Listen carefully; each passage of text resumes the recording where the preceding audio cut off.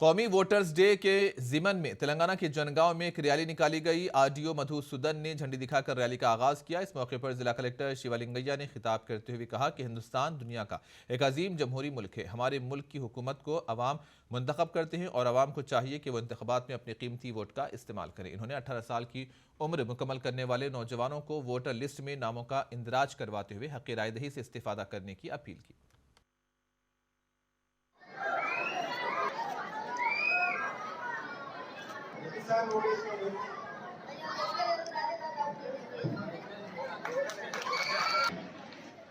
The different regions of their non-participation.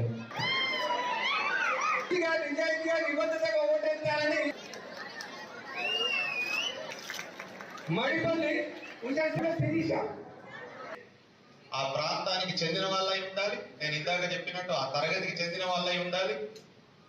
అందులో admission అయి ఉండాలి. కాబట్టి దానికి ఎలిజిబిలిటీ ఏంటి? 18 సంవత్సరాలు.